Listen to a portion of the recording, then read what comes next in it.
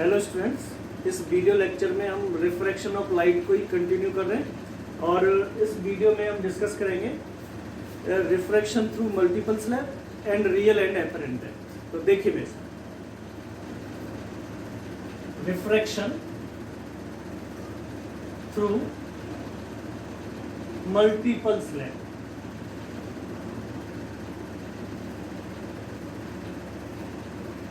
Refraction through multiple slab से क्या sense है?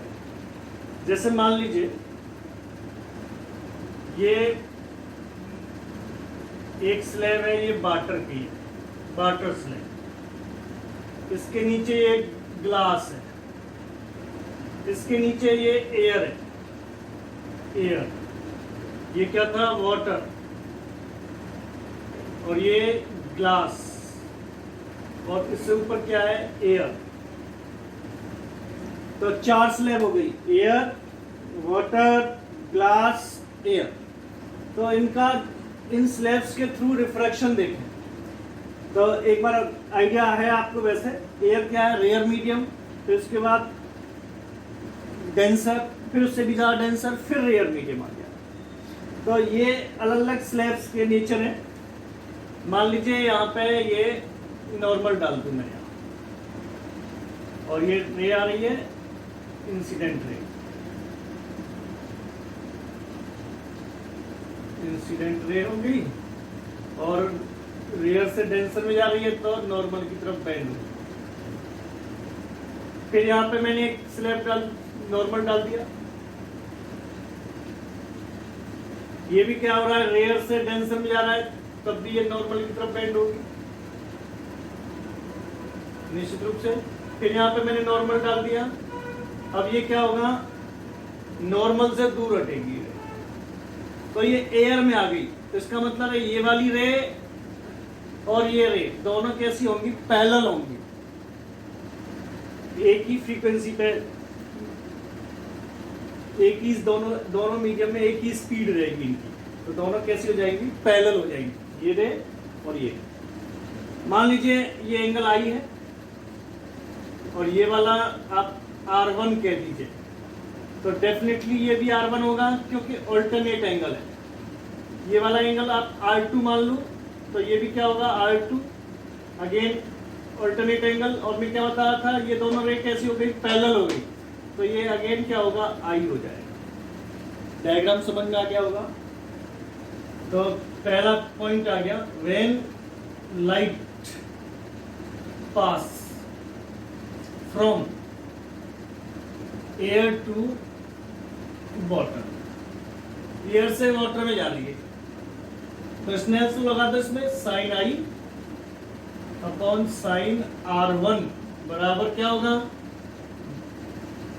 NWA, refractive index of water with respect to air, equation 1। फिर क्या हो रहा है? लाइट वाटर से कहां जा रही है? Water to glass. अब इसमें क्या होगा? I की वैल्यू R1 और R की वैल्यू R2, तो sign R1 upon sine R2 बराबर क्या होगा? NGW, equation 2। अब थर्ड क्या हो रहा है? ग्लास से कहां जा रही है? एयर में, ग्लास टू एयर। अब क्या होगा यहाँ पे? Sign R2 upon sine I बराबर क्या होगा? NAG, air to B. Third, तीनों इक्वेशंस को मल्टीप्लाई कर दीजिए। Multiply equation 1, 2 and 3। Multiply equation 1, 2 and 3। क्या हो जाएगा यहाँ पे? NANW into WNG into GNA बराबर sine I upon sine R1 into sine R1 upon sine R2 into sine R2 upon sine I। R2 से ये वाला, I से ये बन बच गया। यहाँ तक कोई दिक्कत नहीं है। तो देखिए, हटा दो ये सब। तो ANW into WNG into GNA बराबर 1। तो WNG बराबर क्या होगा 1/ANW इंटू GNA। मित्रों जनरली हम रिफ्रैक्टिव इंडेक्स डेंसर मीडियम का लिखते हैं, और यहाँ पे क्या है ये वाला फिगर देखिए, ये है refractive index of air with respect to glass, means rare medium का है। बट हम और आप दोनों जानते हैं बट 1/GNA 1/GNA बराबर होता है NGA। ये प्रिंसिपल ऑफ रिवर्सिबिलिटी से आया है। अगर लाइट का पाथ रिवर्स होता है तो रिफ्रैक्टिव इंडेक्स भी रिवर्स होता है। अगर लाइट एयर से ग्लास में जाती तो रिफ्रैक्टिव इंडेक्स क्या हो जाता GNA। अगर एयर से ग्लास से एयर में जा रही है तो उल्टा रिफ्रैक्टिव इंडेक्स होता है। ये एक दूसरे के रेसिप्रोकल होते हैं, ये बताएंगे भी आपको एक बार। तो ये आ गया यहाँ पे, तो ये आपकी समझ में आ गया होगा। अभी आप चाहे तो एक बार याद कर ले, अगर 1/GNA बराबर होता है ANG, रिफ्रैक्टिव इंडेक्स भी उल्टा हो जाता है। तो WNG बराबर क्या आ गया ANG/ANW, और सिंपल फॉर्म में ये एब्सोल्यूट रिफ्रैक्टिव इंडेक्स आ गए, एयर के रेस्पेक्ट में आ गए ये। तो WNG बराबर क्या होगा NG/NW। ये एक बहुत ही इंपॉर्टेंट फॉर्मूला है, ये पेपर में इस पर न्यूमेरिकल वगैरह करने में आपको जरूरत पड़ेगी, तो इस फॉर्मूला को बहुत सही से याद कीजिए। जैसे एक एग्जांपल लेते हैं, ये हटा दें।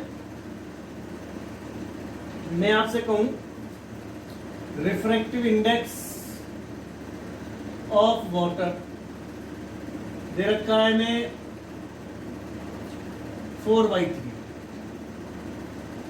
रिफ्रैक्टिव इंडेक्स ऑफ ग्लास दे रखा है हमें 3/2। तो आपसे कहा है refractive index of glass with respect to water निकालना है। तो ये इस वाले फिगर को देखिए, रिफ्रैक्टिव इंडेक्स ऑफ वाटर, ये नहीं कहा किसके रेस्पेक्ट में, तो इसका मतलब है ये एब्सोल्यूट रिफ्रैक्टिव इंडेक्स है, ये एयर के रेस्पेक्ट में है। ये भी ग्लास का रिफ्रैक्टिव इंडेक्स भी किसके रेस्पेक्ट में, एयर के रेस्पेक्ट में। लेकिन ये वाला जो पूछा है ये एब्सोल्यूट रिफ्रैक्टिव इंडेक्स नहीं है, ये किसके रेस्पेक्ट में पूछा है, वाटर के रेस्पेक्ट में। तो हमें क्या पूछा है WNG पूछा है, refractive index of glass with respect to water ये पूछा है। तो ये इसका फॉर्मूला क्या होगा NG/NW। नीचे वाला फिगर ऊपर, ऊपर वाला नीचे। NG कितना है 3/2 और ये है 4/3, कितना आ गया 9/8 का।